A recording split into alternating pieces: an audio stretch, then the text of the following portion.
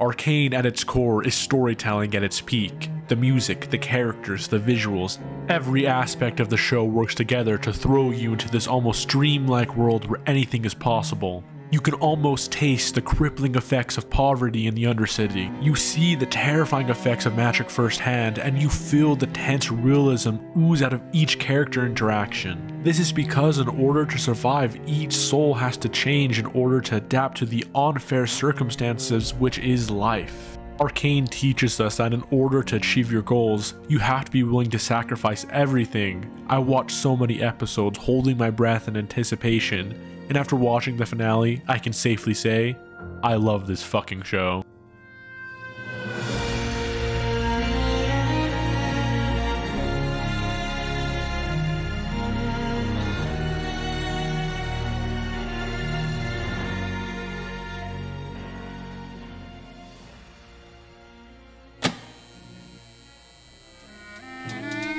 Now, you may have seen the title and thumbnail, and you're probably asking, Casper, didn't this man execute kids, and lead a drug empire, and use Resident Evil goop juice on his own men to create experimental weapons?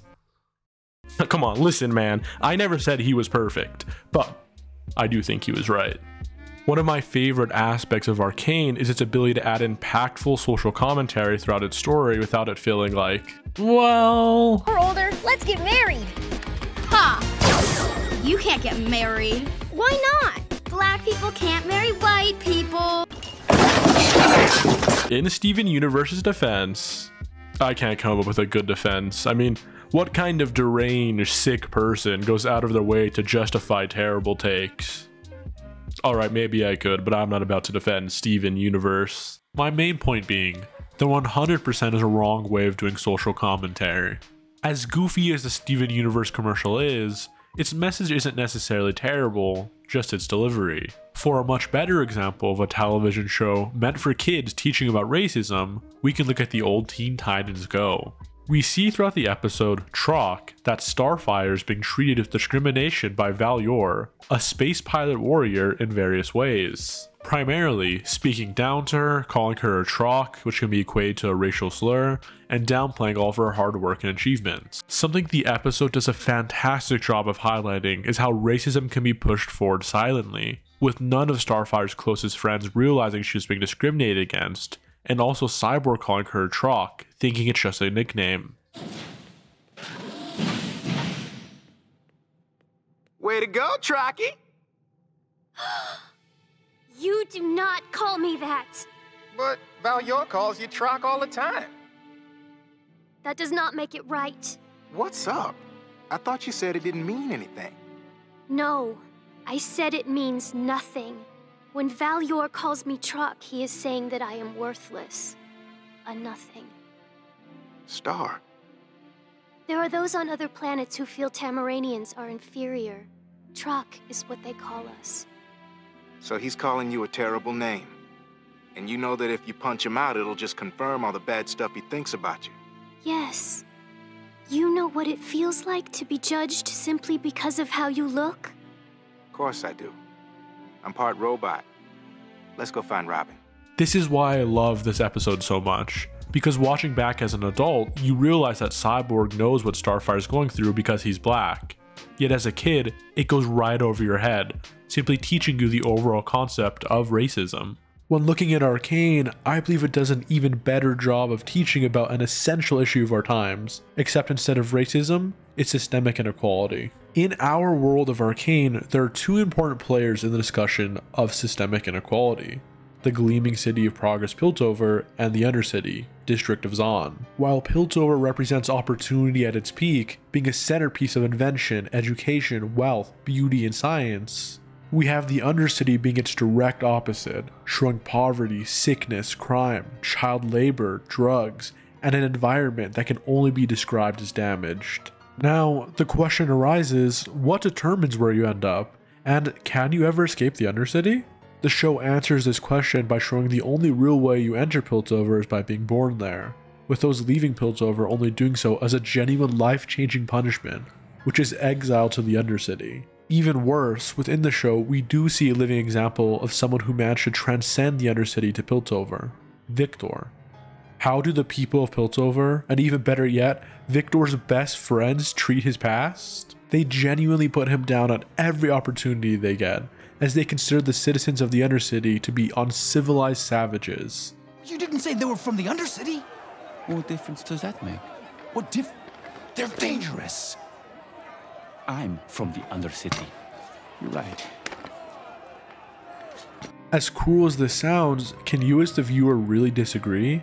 After all, as previously discussed, the Undercity represents poverty, sickness, crime, drugs, child labor, and an environment that's literally killing them. This brings me back to the premise of this video, Silco being innocent.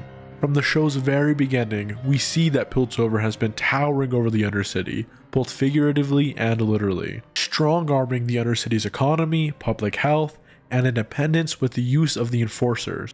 We see proof of this when Vander speaks to Enforcer Grayson about their deal. Yeah, topside people. We had a deal, Vander. You keep your people off my streets, and I stay out of your business. And this is further added to when we learn that Silco was betrayed by Vander in the middle of the Civil War. Why was the Civil War happening? Because the Council of Piltover was corrupt and ignoring the real issues of those below them to make a profit. This is crucial for Silco's motivation. From his origin as a character, he's been fighting corruption with the goal of creating a better future for the citizens of the Undercity. I'm not saying that he's perfect, but when we look at all of his actions throughout the show, the drug empire, the experimentation on children, child labor, it was all for a better future. Don't believe me? You have to remember, Silco was a kingpin of crime in the Undercity. He could have spent the rest of his life living in luxury. His goons even attempted to do so, with Silco having to put them in their place by physically reminding them of their past, of the mission for a better future. Oh, you don't recognize it. Have you forgotten where we came from? The mines they had us in? Air so thick it clogged your throat. Stuck in your eyes. But I pulled you all up from the depths. Offered you a taste of topside. And fresh air. I gave you life. Purpose. But you've grown fat and complacent. Too much time in the sun.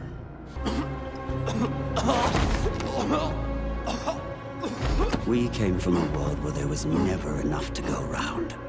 Thin. That is why we fight. Do you remember?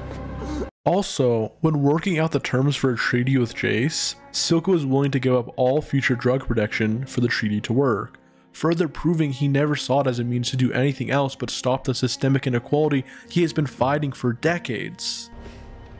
You'll discontinue the production of Shimmer. Have there already? I know Silco is flawed, and he has done inarguably terrible things, but he poses an important question. If the system is already rigged against you, to treat you and see you as a monster, do you not have the right to become that monster in order to fight for a better future?